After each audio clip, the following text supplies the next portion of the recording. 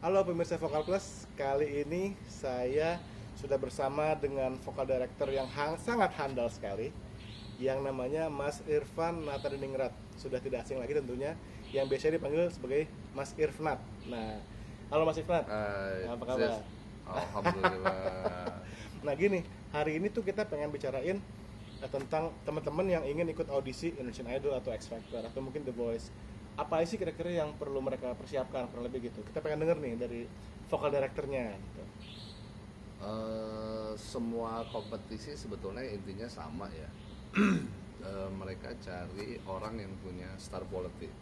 Intinya itu aja gitu. Jadi nomor satu adalah keyakinan diri dulu, percaya diri kita. At least pede-pedean sendiri aja dulu. Kita punya star quality nggak ya gitu. Karena kan nggak semua orang yang suaranya bagus, nggak semua orang yang suaranya bagus pasti punya star quality, belum tentu kan gitu. Kenapa ada yang namanya reality show, ada yang namanya festival gitu. Kalau festival kan lebih benar pure kemampuan bernyanyi ya secara Ya. teknis atau apa segala macam. Jadi Ya. kalau reality show yang ada sekarang sih, kalau menurut gue mereka lebih cari orang yang punya star quality. Jadi satu yang paling penting adalah, lo yakin nggak kalau lo punya star quality gitu. Itu aja nomor satu tuh Ya. gitu. Ya. Lalu kira-kira apa lagi nih Mas Irfan? Kayak misalnya kira-kira mereka banyak yang nanya nih, aduh saya mau lagu apa ya untuk audisi, atau saya pakai baju apa ya, mungkin hal-hal seperti itu bisa. Ya itu kan bagian dari strategi ya. Jadi sebelum sebelum sebelum mengikuti audisinya sih, kalau menurut gue audisi adalah medan perang. Medan perang yang menentukan lo bakal menang atau bakal kalah. Artinya lo bakal lolos atau bakal pulang kan gitu kan ya. Mm-mm. Diterima atau enggak gitu. Untuk masuk ke babak berikutnya kah, atau eh, sekian besarkah gitu ya.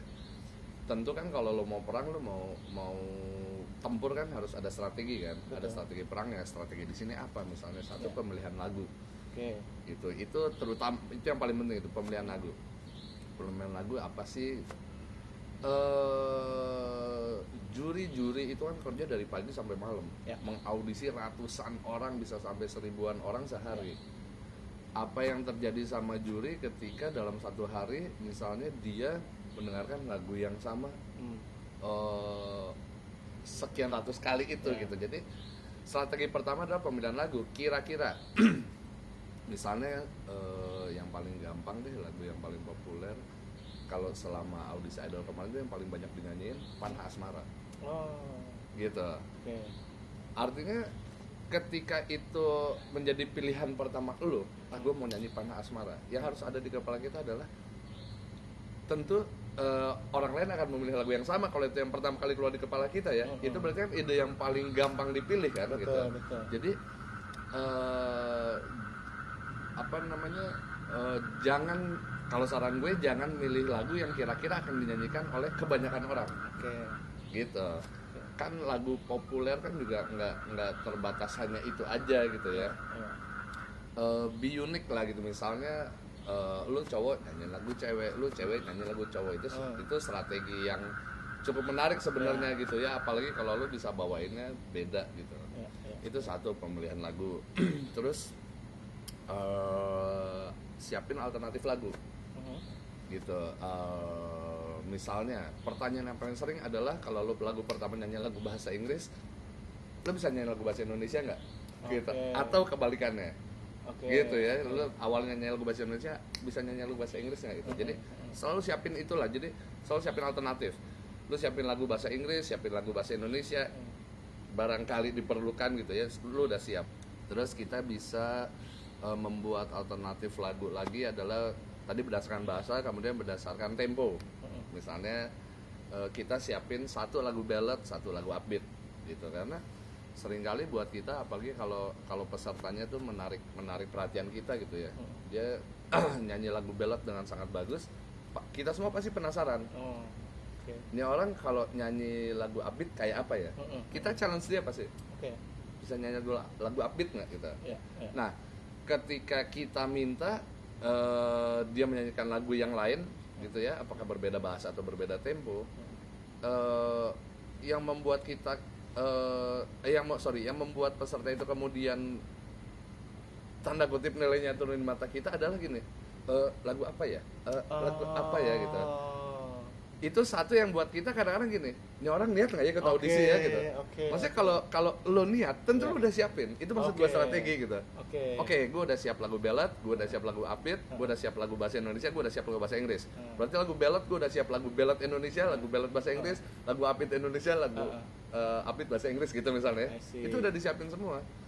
Ibaratnya gini, kalau gue sih kalau gue masih di umur audisi ya, gue akan datang mau lagu apa? Mau lagu upbeat, mau lagu ballad, mau lagu Indonesia, mau lagu ballad. Itu akan lebih keren gitu. Ketimbang gitu kayak bisa ada lagu lain nggak? Lagu apa ya gitu. Kayak nggak niat gitu. Iya, itu juga menyangkut star quality itu jadinya. Jelas gitu. Gitu itu kalau dari lagu ya. Terus gue baca contekan gitu. Nah sama itu ya seperti yang gue bilang di awal kan PD gitu ya. Karena terutama waktu audisi kan sebetulnya waktu audisinya sempit sekali. Kebayang kan yang ikut audisi antriannya kayak apa panjang gitu. Waktu lu sempit sekali. Alangkah sayangnya ketika lu sudah ngantri berjam-jam, bahkan berganti dari pagi hari, siang hari, sore hari, mungkin baru ke bagian malam hari. Ketika lu tampil depan juri, lu grogi. Gitu. Itu seringkali menghancurkan cita-cita tuh ya. Grogi itu ya. Iya, gara-gara grogi doang. Nah, artinya ketika lo tidak mempersiapkannya dengan baik, rasa grogi itu akan lebih besar. Persiapan. Iya. Karena persiapannya kurang baik, jadi groginya makin. Iya, gitu. Jelas. Gue selalu membahasakan ini sama peserta yang lolos, karena begitu mereka lolos pun ke babak berikutnya, semakin besar babaknya, semakin levelnya semakin tinggi, rasa groginya tambah gede. Betul. Jadi kalau bahasa gue gini, nggak ada waktu buat grogi. Karena masa depan lo ditentukan oleh waktu yang hanya 2 menit, 3 menit, 4 menit, 5 menit ini gitu. Jadi apa ya, nggak ada waktu lah gitu buat grogi, sayang banget gitu.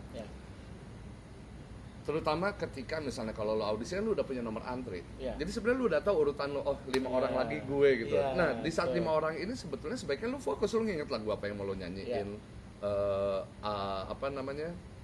liriknya lo hafalin. Banyak juga yang jatuh gara-gara mendadak blank lupa lirik. Nah, itu gitu. sering banget tuh. Nah, gitu. Itu menurut gue masalah persiapan. Harusnya ketika lo tahu 5 orang lagi bagian gue, lu kembali latihan lagi gitu. Kembali latihan lagi, lo siapin, lo fokus, nggak cengengesan malah sibuk ngeceng apa segala macam ya gitu ya.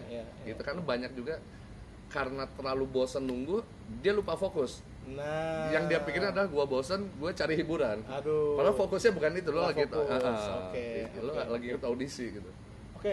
Terakhir nih Mas Ifnat, kan Mas ada di dalam ruangan itu saat audisi. Kira-kira apa sih yang benar-benar bisa bikin Mas Ifnat tuh langsung terkesan sama satu peserta audisi? Nah itu kesan, kuncinya kesan.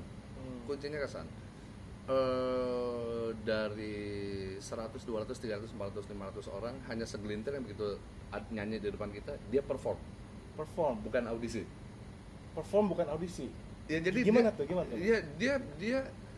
Dia melakukan itu seolah-olah dia sedang tampil, bukan lagi ikut audisi. Gitu. Artinya gini, kalau audisi tentu rasa groginya lebih besar, karena lu lagi di audisi. Ada kemungkinan diterima atau enggak. Kalau perform biasanya lebih loose ya, lebih enjoy gitu. Lebih enjoy, lebih lepas. Betul. Ketika audisi, menurut gua orang berusaha untuk bernyanyi sebagus mungkin. Oke ya, tapi buat orang-orang yang ketika dia masuk ruangan dan dia perform, dia tampil seolah-olah dia show, itu buat gua lebih berkesan. Jadi kesimpulannya gini, yes nyanyi harus bagus, tapi kalau perform itu harus berkesan. Kesan ini yang ditinggalin, yang akan kesan itu yang akan bantuin gue gimana? Kesan itu yang akan tertinggal, membekas. Yes. Itu maksud gue. Gitu. Jadi itu ketika selesai audisi hari ketiga pun, kalau orang ini berkesan, masih bakal telepon lagi tuh ya? Iya, kita akan ingat. Akan ingat. Gitu. Tanpa perlu ingat siap buka file, kita akan ingat orang itu. Orang ini. Karena berkesan. Itu selalu kejadian tuh ya? Ada selalu, tuh ya? selalu. Selalu Oke, gitu. oke. Mereka yang ada di 12 besar, di 15 besar di setiap reality show itu rata-rata meninggalkan kesan buat kita. Banyak orang kan yang perasaan gue nyanyinya lebih bagus deh. Kok dia yang masuk ya? Betul. Lu nggak punya kesan. Nggak punya Dia kesan. punya kesan. Kelar. Oke. Gitu, Iya. kelar. Wah, luar biasa banget, luar biasa banget. Gitu. Oke, pemirsa Vokal Plus itu tolong diingat tuh ya. Pesan dan kesan dari dari vokal director dari Indonesian Idol dan X Factor juga. Jadi catat tuh ya. Next time ikut audisi udah siap. Makasih Mas Irfan. Thank you.